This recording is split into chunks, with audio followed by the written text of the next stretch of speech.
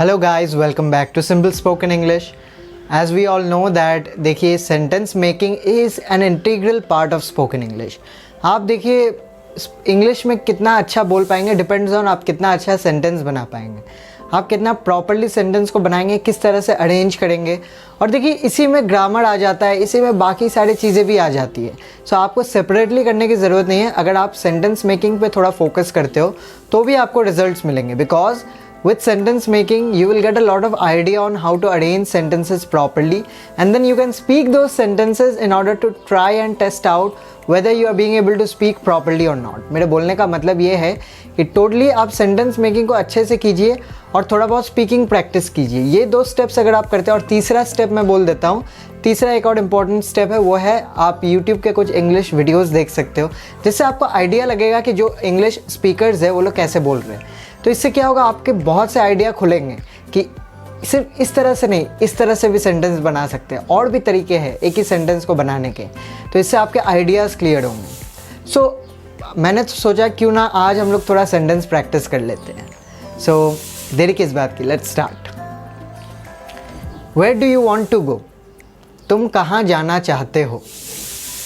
आप चाहे तो नोट डाउन कर सकते हो, ठीक है।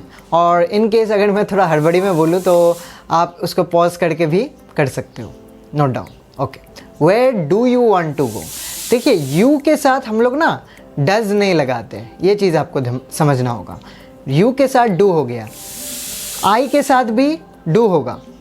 आई, यू, वी, दे, इन सब के साथ हम लोग क्या लगाते हैं? हम लोग लगाते हैं डू या डोंट, ठीक है। और ही, शी, इट या कोई सिंगुलर सब्जेक्ट के साथ हम लोग क्या लगाते हैं? डज लगाते हैं या डज नॉट लगाते हैं। सिंगुलर सब्जेक्ट जैसे कोई पर्सन भी हो सकता है, Rahul. Where does Rahul want to go? तो आपने देखा राहुल के साथ डज लग गया। Where does he want to go? वो कहाँ जाना चाहता है। तो इसमें क्या हो गया, ही के साथ भी हम लोगों ने डज लगा दिया। लेकिन अगर हम बोले वे लोग कहाँ जाना चाहते हैं, मतलब पकड़ लीजिए 4-5 लोगों का ग्रुप है, तो आप उनके लिए क्या बोलोगे? दे बोलोगे। तो यहाँ पे क्या हो जाएगा? डज होगा या डू? ट्राई कीजिए एक बार। Where do they want to go? ठीक है, वो लोग कहाँ जाना चाहते हैं। अब नेक्स्ट कुछ सेंटेंसेस देखते हैं। Is she really helpful? क्या वो वाकई में हेल्पफुल है? सेंटेंस होता तो क्या होता है? She is really helpful. Simple करते हैं, शी इज़ हेल्पफुल मतलब वो हेल्पफुल है, मतलब वो मदद करती है सबकी, तो हेल्प करने वाली है, हेल्पफुल इंसान, हेल्प करने वाली इंसान। अब इसमें अगर ऐसे बोले वो वाकई में सच में हेल्पफुल है, तो शी इज़ ट्रूली हेल्पफुल बोल सकते हैं, शी इज़ रियली हेल्पफुल बोल सकते हैं। और क्वेश्चन होता है तो क्या होता है, देखिए इज़, एम, आर, ये सब जो होता है ना, या डज, डजेंट, फिर डू, डोंट, ये सब ना आगे आ जाता है सब्जेक्ट के। सब्जेक्ट है शी, तो शी के पहले जैसे था शी इज़ हेल्पफुल, क्वेश्चन होगा तो इज़ शी हेल्पफुल।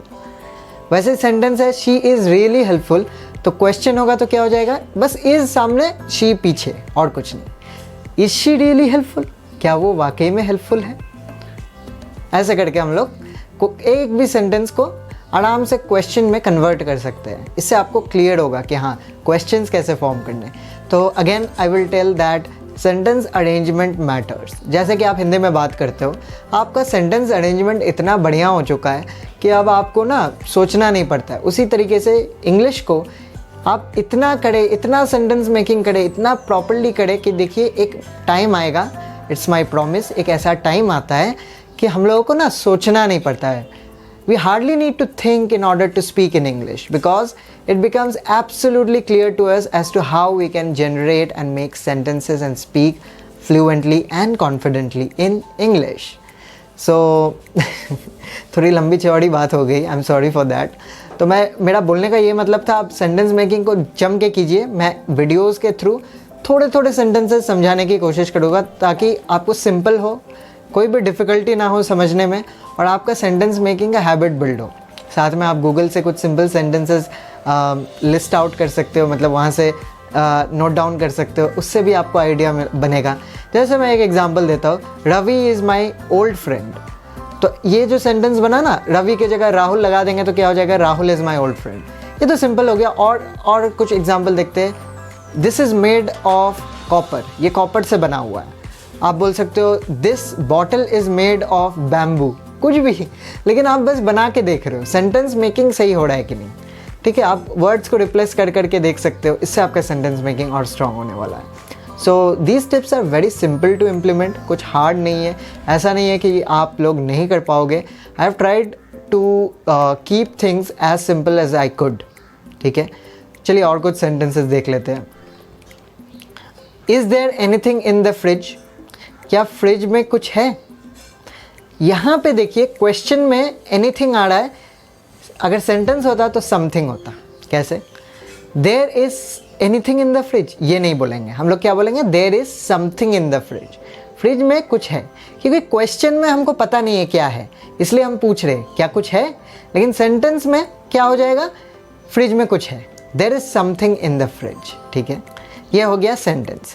क्वेश्चन पूछेंगे तब क्या हो जाएगा, जैसे कि मैंने बोला था, इस सामने, देयर पीछे। Is there anything in the fridge, या फ्रिज में कुछ है। ठीक है, he knows how to ride a bicycle, उसे बाईसाइकिल चलाना आता है, या उसे पता है बाईसाइकिल कैसे चलाते हैं। Bicycle means cycle.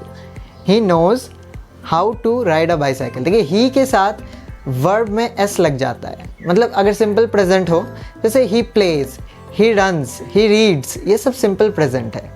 और ये ही, शी, इट या सिंगुलर सब्जेक्ट के साथ एस लग जाता है, जैसे शी प्लेज फुटबॉल, वो फुटबॉल खेलती है। एक लड़की फुटबॉल, हाँ क्यों नहीं खेल सकती है, ज़रूरी नहीं है कि ना खेले। आप बोल सकते हो it looks good, it looks good मतलब ये अच्छा लग रहा है। It looks good on you, ये आप पे अच्छा लग रहा है।